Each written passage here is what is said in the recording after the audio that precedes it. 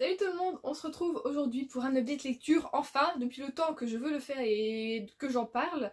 Voilà, donc tu vois, je suis en retard en plus d'un jour, parce qu'il y a des travaux en ce moment dans l'immeuble, encore, hein, la même personne qui fait des travaux que l'année dernière. Ça fait du bruit tout le temps, donc c'est dur de filmer, en plus j'ai fait un peu des insomnies, donc dur d'avoir la tête, vous voyez, vraiment claire pour vous parler des bouquins, mais on va y aller, il y en a quand même pas mal, j'en ai éludé. Le mot est bon, je ne sais pas, j'en ai mis dès que voilà, j'avais pas forcément besoin de vous parler, donc j'ai parlé quand même pas mal en vlog, je les ai pas mis dans cet update, j'ai mis vraiment ce dont j'avais envie de extrêmement vous parler. Voilà, donc on va y aller pour pas que ça soit trop long.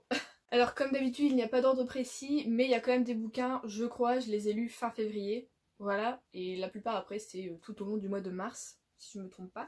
Donc nous commençons avec Rebecca de Daphné du Maurier. Donc là c'est aux éditions Albin Michel avec la nouvelle traduction, voilà, que j'avais acheté sur Vinted et qui était en excellent état, donc j'étais très contente. Voilà, enfin depuis le temps, ça fait depuis l'année dernière que je voulais lire ce bouquin, j'arrêtais pas de vous en parler, je le mettais dans des pales, enfin voilà, vraiment voilà. Et enfin je l'ai lu, enfin il est là entre mes mains, voilà, je vais pouvoir le mettre dans ma bibliothèque. Écoutez, alors au début, on va pas se cacher, j'ai eu du mal parce que, comme je vous l'avais déjà dit, je l'ai commencé l'année dernière déjà, durant le premier confinement, mais il faisait très chaud tout ça, et en fait ça n'allait, on va pas se mentir, ça n'allait pas du tout avec l'ambiance du roman, qui est, justement, c'est un roman d'ambiance, donc il te met un peu mal à l'aise, il dit des trucs tu tiques, tu dis il va se passer quelque chose, quand, quoi, je sais pas, mais tu sais, tu sens que t'as un truc derrière qui fait que t'es pas safe quoi. Et je me suis dit, tu vois, vraiment en plein confinement et en plein été, c'était pas vraiment la lecture du moment. Et donc au mois de février, je l'ai lu. Du coup, j'ai encore eu un petit peu de mal à rentrer dedans parce que c'est un petit peu long, on va dire, au début. Mais sinon, après, une fois que j'étais dedans, vraiment les 200 dernières pages, je les ai presque dévorées. J'ai beaucoup aimé. C'est assez spécial, hein. Mais écoutez, de temps en temps, je trouve que ça fait du bien de lire des bouquins comme ça. C'est un classique très connu, voilà, en plus Netflix a fait une adaptation, je sais pas si c'est un film ou une série, apparemment certains d'entre vous m'ont conseillé de ne pas le regarder, donc je ne le ferai pas, le livre je pense se suffit en lui-même, mais ouais, c'est une lecture assez étonnante, tu as tellement d'empathie pour ton personnage féminin, dont on ne connaît même pas le prénom, et moi j'ai eu beaucoup de, comment dire, pas le dégoût serait un petit peu trop fort je pense comme mot, on va dire que Monsieur Maxime de Winter est un homme voilà, où tu sens qu'il y a quelque chose en lui et que cette chose est plutôt noire, qui a un secret, effectivement. Quand tu connais le secret, c'est à ce moment-là où moi j'ai commencé à dévorer les pages, voilà. Et tu sens qu'en fait il n'y a pas forcément envie de partager grand chose avec son épouse, qui la traite, elle-même elle le dit, presque en fait comme un bon vieux toutou, tu sais, ah c'est bien, tu sais, vraiment, parce qu'en fait elle est beaucoup plus jeune que lui. Bon après à l'époque ça se faisait et ça se fait toujours, hein, voilà, tant que l'amour est là, moi je vois pas le souci. Tant qu'on n'est pas mineur, hein, aussi, effectivement, hein, voilà. Bon, voilà. Consentement, tout ça c'est très important. Mais voilà, oui, tu sentais que lui, je trouve qu'il faisait extrêmement contraste avec elle, qui était quelqu'un de très timide, qui osait pas se mettre en avant. En plus, elle arrive dans une maison où il y a déjà eu une dame avant elle, donc cette dame a disparu, et tu sens que le fantôme est toujours là, qu'il y a toujours une trace, et t'as l'impression qu'en fait, même, bizarrement, que c'est plutôt elle, donc une personnage principale, qui est le fantôme de cette maison, et que voilà, même les employés, des fois, ils la remarquent pas, enfin, c'est tellement étrange, et ouais, t'as tout un truc comme ça autour, et du coup, j'ai beaucoup aimé, et franchement, je regardais un bon souvenir. Ça n'a pas été un coup de cœur, parce que bah, c'est pas le genre de roman que voilà, moi, je surkiffe lire ou quoi que ce soit, mais ça a été une très belle découverte, et du coup, j'ai envie de lire d'autres romans de l'autrice. On a écrit quand même pas mal, apparemment. Je sais pas vers lequel je me plongerai, mais écoutez, ça m'a donné envie de voilà, découvrir un peu plus la plume de l'autrice. Et franchement, je trouve que je suis contente d'avoir commencé par Rebecca, parce que je n'avais jamais lu de roman d'ambiance comme ça, un peu, certains d'entre vous m'avaient dit que c'était du gothique, et ben j'ai bien aimé quoi, t'as un côté un petit peu, t'as l'impression un peu thriller du coup, je sais pas, t'as un côté je te dis malsain, où tu sens qu'il y a un truc qui va pas, t'es pas bien, et là alors la gouvernante, mais elle c'est la pire.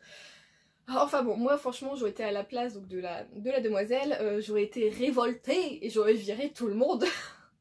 Non je dis ça, peut-être j'aurais pas pu, mais enfin bon, il y avait un truc où t'avais envie que voilà, qu'elle se révolte, que ça change, mais ça va changer, mais très très graduellement, et ça tu vois, ça te met aussi au supplice, quoi, t'as envie que ça aille un peu plus vite, mais bon, l'autrice le fait totalement exprès, hein, tu le sens que c'est vraiment fait exprès pour te... tu vois, te frustrer, et du coup au moment où ça lâche, t'es ouais, enfin c'est super, et donc voilà, bon écoutez, j'ai aimé Rebecca, hein, voilà. Du coup il me reste plus qu'à lire Jane Eyre dans ce que j'avais promis de lire pour février et mars, sauf que mars touche à sa fin, donc on va dire avril. Voilà. Après ça, j'avais besoin d'un peu plus de, on va dire, jeunesse au niveau de l'écriture, un peu plus d'aventure, voilà, de voyage, tout ça. Du coup, j'ai lu Bord de terre de Julia Thévenot, donc là, c'est chez les éditions Sarbacane. Ce bouquin est très très beau, il est maléfique, voilà.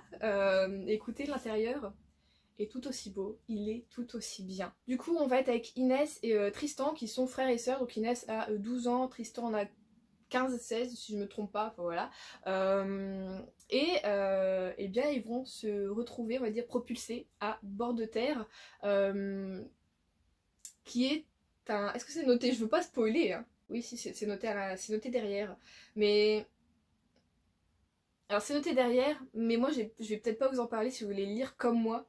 J'ai lu une fois le résumé, donc au moment où il allait juste un petit peu avant sa sortie. C'est pour ça que j'ai mis dans ma wishlist tout ça. Et en fait, quand je suis allée dessus, j'ai pas lu le résumé et je crois que ça m'a fait du bien. Donc je vais pas vous dire.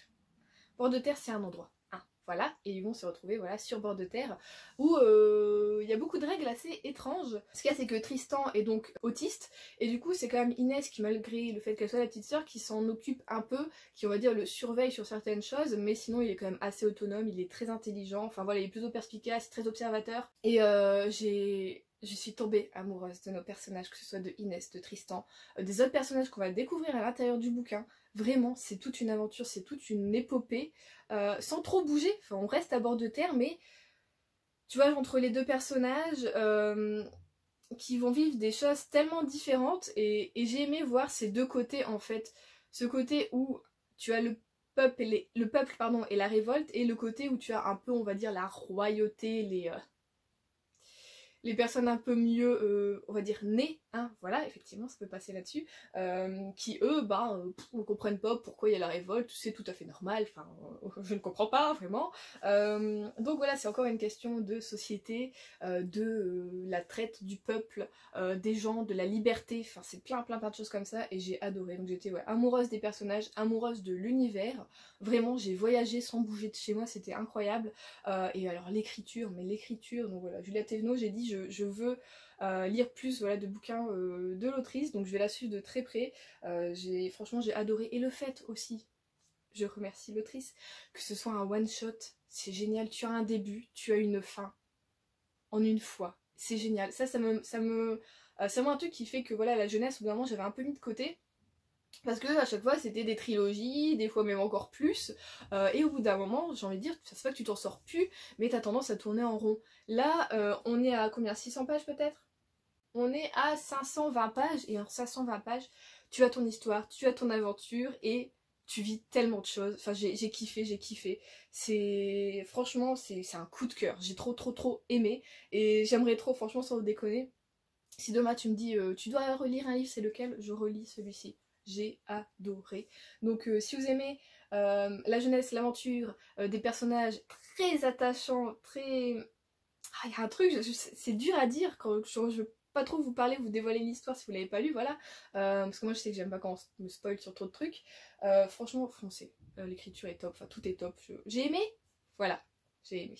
Après ça, bon j'ai lu quelques mangas mais je vous les garde pour la fin, hein, voilà, comme ce sera des... Alors, un petit peu rapidement, pour qui les mangas ne s'intéressent pas, vous aurez juste à zapper la fin. J'ai donc lu un Donato Carisi, donc La fille dans le brouillard. C'est chez le livre de poche. Mon tout premier Donato Carisi. Et bien après l'avoir refermé, je vous dis que ce n'est pas le dernier. Pareil, j'ai adoré. J'ai jamais lu un policier, un thriller comme ça, où en fait Est-ce que c'est un commandant? Moi, il est grade. Oui, c'est ça, c'est le commandant, voilà, Vogel. On a la disparition en fait d'une jeune fille, d'une adolescente. On n'a pas retrouvé le corps, donc c'est vraiment une disparition. Et le commandant Vogel est amené à eh bien, enquêter sur cette disparition.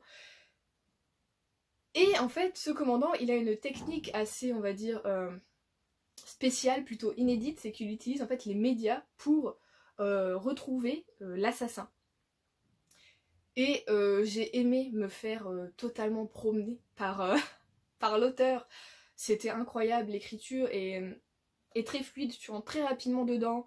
Je me suis posé mes 36 000 questions. C'était incroyable, c'était comment dire, une trame tellement différente de ce que j'ai l'habitude de lire que j'étais à chaque fois surprise. Et cette fin, tu es sur le cul, tu te dis mais pourquoi, et en même temps tu te dis mais c'était tellement génial que oui, effectivement oui.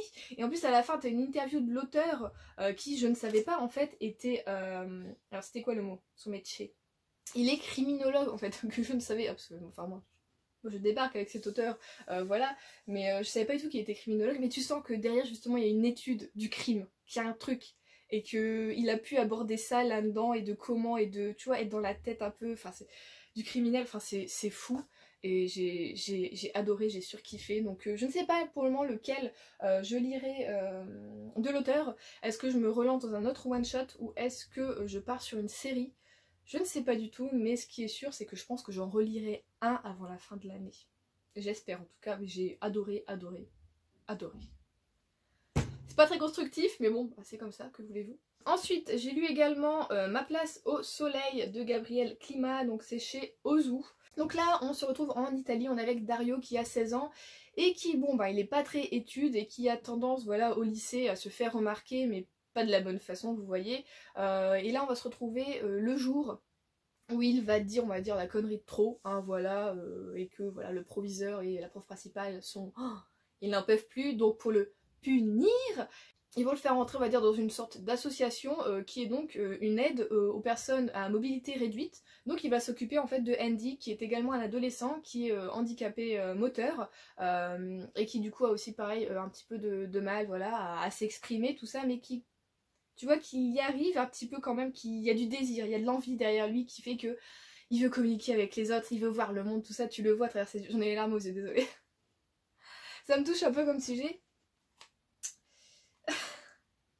J'ai adoré ce bouquin, excusez-moi. Bon, je vais arrêter de parler du handicap d'Andy. Faut parler de cette histoire, en fait, du coup, Dario va s'occuper de lui. Et ça va être une sorte, en fait, de road trip qu'ils vont faire ensemble, parce que Dario, en fait, a été abandonné par son père quand il était plus jeune. Et dans une envie d'emmener, en fait, Andy quelque part ailleurs que dans son quotidien plutôt... assez on va dire infini sur les mêmes choses, Dario il a envie de lui faire découvrir un peu plus la vie, tout ça, et ils vont se retrouver, voilà, embarqués tous les deux dans un road trip assez spécial, puisqu'il ne se fera pas en voiture. Donc on va, voilà, traverser un peu l'Italie, les côtes italiennes, et là-dessus on a une histoire d'amitié incroyable. C'est franchement, c'est super beau, c'est super vrai, j'ai adoré. C'est court, hein, ça fait même pas 200 pages, mais j'ai passé tellement de moments, tellement d'émotions. Vous voyez encore dans ma voix. Que franchement, ça a été un coup de cœur. Je suis d'ailleurs très déçue en fait de ne pas l'avoir. Enfin, je suis contente de l'avoir lu, mais je suis déçue de l'avoir, voilà, vraiment en épreuve non corrigée.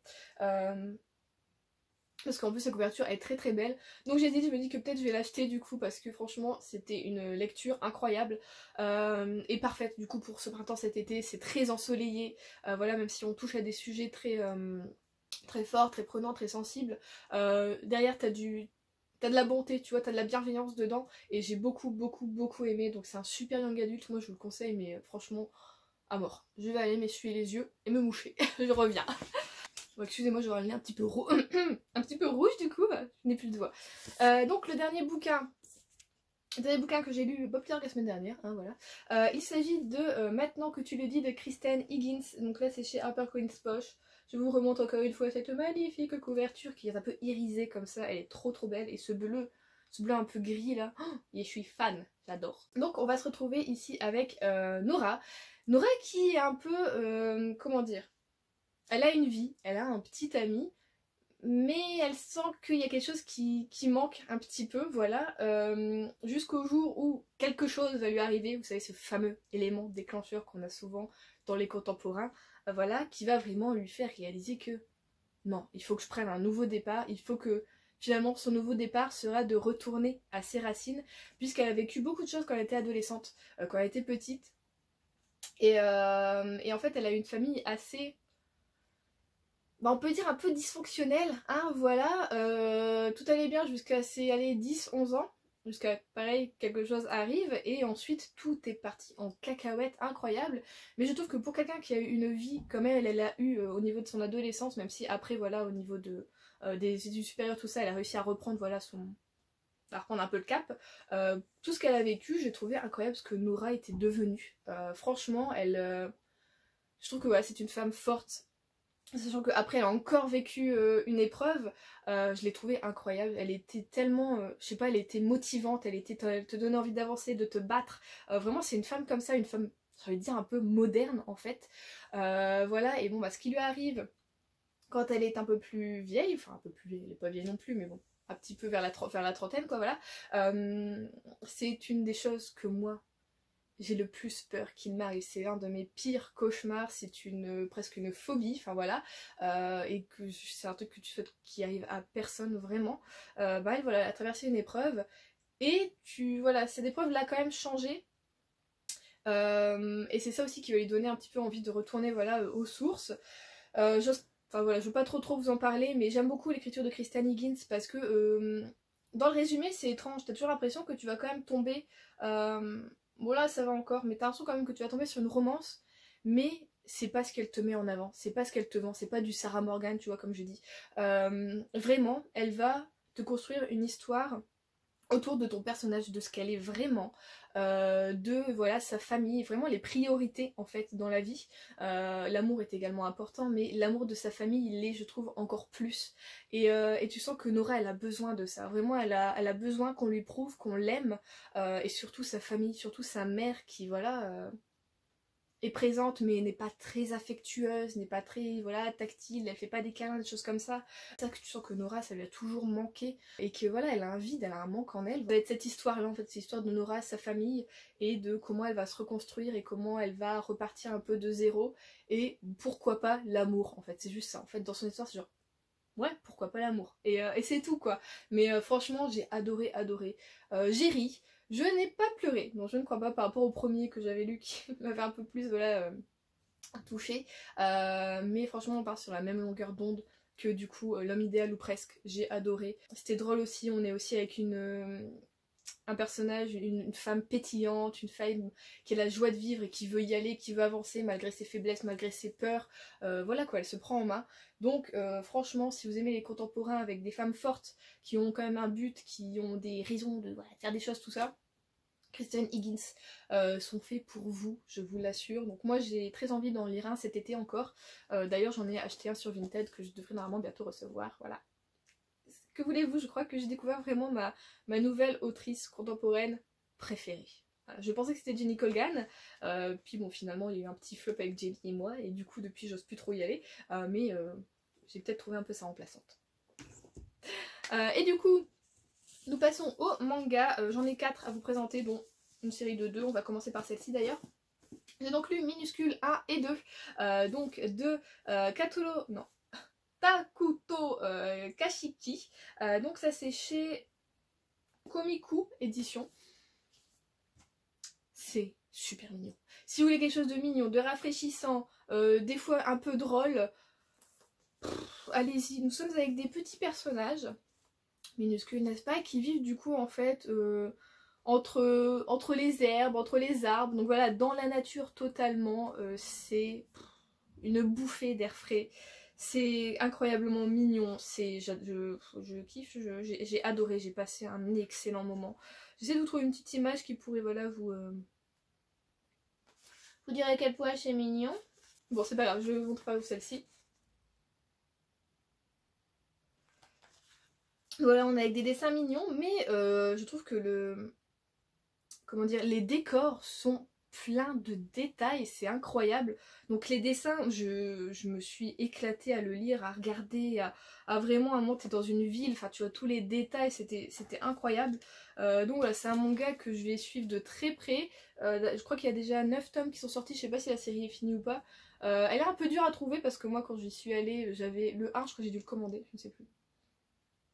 Et le 2, je l'ai eu in extremis au Fury du Nord parce que pareil, la série était... Enfin les gens tu vois qui piochaient entre deux, donc il y avait genre le 1, 2, il n'y avait pas le 3, enfin c'était voilà, c'était vraiment le truc hyper déconstruit. Donc je pense qu'il faudra que je la commande, mais j'aime trop. Elle me fait, j'ai envie de dire, autant de bien que Balakamon, voilà, qui se passe sur une petite île au Japon, et ben ça, c'est trop mignon. Tu les vois préparer des choses, tu les vois travailler, tu les vois dans leur vie quotidienne, voir des choses un peu fantastiques aussi, tu voyages avec elles.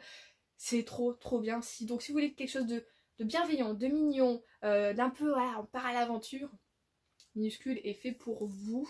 Et en plus ce qui est cool c'est que moi j'ai aimé en fait le fait que ce soit des mini-histoires par chapitre, mais t'as un petit fil conducteur où tu vas revoir quelqu'un que t'as vu dans un chapitre précédent, tu vas revoir des trucs, donc je trouve ça très très cool de voir quand même avoir une histoire qui se suit, hein, voilà.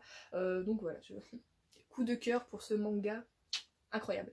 Ensuite j'ai lu enfin Perfect World de Rie Aluga aux éditions Akata, le tome 10. Je vais pouvoir acheter le tome 11 du coup, parce que oui, je vais acheter le tome 11, moi qui étais là en mode ah ça continue, zut, parce que je trouvais que le 9 se finissait bien, moi ça pouvait se finir effectivement, mais par curiosité j'avais quand même acheté le 10, voilà, mais je m'étais dit oh, à mon avis je vais pas continuer après.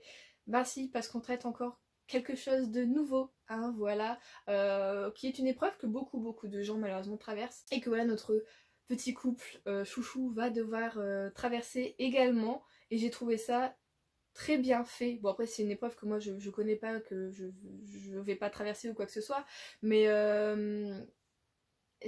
personnellement j'ai trouvé ça du coup bien fait, pas forcément on va dire encourageant, mais je sais pas, j'ai aimé la façon dont c'était fait, dont c'était construit, et que ça peut t'amener aussi sur autre chose, te dire que t'as toujours des solutions en fait, et que cette solution peut rendre peut-être quelqu'un heureux. Enfin voilà, si vous l'avez lu, vous savez de quel sujet je parle, mais je veux pas spoiler au cas où pour ceux qui l'ont pas lu. Donc franchement, ce manga, quand tu crois que c'est fini et que l'histoire voilà est complète, bah en fait non. T'as pas de j'allais dire un truc un peu con, mais tu vois, genre comme à la fin des contes où ils se marièrent, eurent beaucoup d'enfants et vécurent heureux. Non, t'as vraiment une suite, t'as vraiment la vie de tous les jours, tous les inconvénients, toutes les épreuves que tu dois traverser, mais aussi peut-être les joies, enfin voilà. Donc j'aime beaucoup ce manga parce qu'il est très, je trouve vrai, voilà. Voilà, j'aime ce manga. Du coup, je vais continuer avec plaisir, le 11 va bientôt rejoindre ma palle. Et ensuite ma bibliothèque, voilà. Et on finit avec A Colorful Days de Gangoro Tagame, aux éditions également Akata. Donc celui-ci, j'ai voulu le lire parce que j'avais adoré du coup du même auteur, le mari de mon frère, un vrai coup de cœur. Et on va parler aussi du même sujet, donc là, l'homosexualité, la société japonaise, l'acceptation, faire son coming out, enfin plein de choses comme ça. Sauf que là, on est avec Sola qui est un lycéen, donc on est voilà, dans un monde un peu plus jeune hein, qu'avec le mari de mon frère où on était voilà, avec les adultes. Et on commence vraiment sur des petites bases. Là tu vois que tu entres dans l'histoire. Donc c'est un manga qui va être court, hein. Il est en 3 tomes et je trouve ça très très bien. J'aime les petites séries comme ça. Et tu t'attaches petit à petit du coup à ton personnage, t'es vraiment dans sa tête et tu vois que j'aime bien, c'est pas cliché en fait. C'est ce que j'aime vraiment avec cet auteur, c'était pas dans le cliché, t'es pas dans le truc du... vous voyez vraiment les trucs de société où enfin ça me saoule. Du coup là vraiment... J'ai passé un terriblement beau moment et il m'a donné envie de regarder des mangas japonais. Je ne sais pas pourquoi, parce qu'on est au bord de la mer, parce que on est voilà au moment où commence à faire beau, tout ça, et j'ai trop kiffé. J'ai aimé l'histoire et j'ai hâte du coup aussi de lire la suite. Donc il va falloir que je fasse un petit tour en librairie pour acheter des mangas, voilà. Donc si vous aimez ces sujets-là voilà, de société japonaise, l'homosexualité aussi, l'acceptation et le fait de s'ouvrir également aux autres et de s'accepter soi-même, hein, voilà, c'est hyper important, c'est ce qui est le plus important d'ailleurs, s'aimer soi-même c'est le premier truc. Et ben allez-y, lisez Colorful Days, et si vous n'avez pas lu Le mari de mon frère, je vous le conseille aussi également, ça avait été un véritable coup de cœur, et je crois que ce manga est excellemment bien parti, voilà. Je crois que c'est un auteur vraiment à suivre, j'aime beaucoup. Écoutez, on a fini la ribambelle voilà, de lecture, enfin je ne suis plus en retard sur les updates. On fait la fête. Je vais donc vous laisser là, j'espère que peut-être je vous ai donné envie de lire certains bouquins. Si vous avez comme d'habitude des conseils à me faire sur des lectures qui pourraient un peu se rapprocher de ça, vous avez vu de ce que j'ai aimé ou quoi, n'hésitez pas comme d'habitude en commentaire. Moi je vous fais de gros bisous, je vous souhaite de bonnes lectures et je vous dis du coup à samedi pour un nouveau vlog.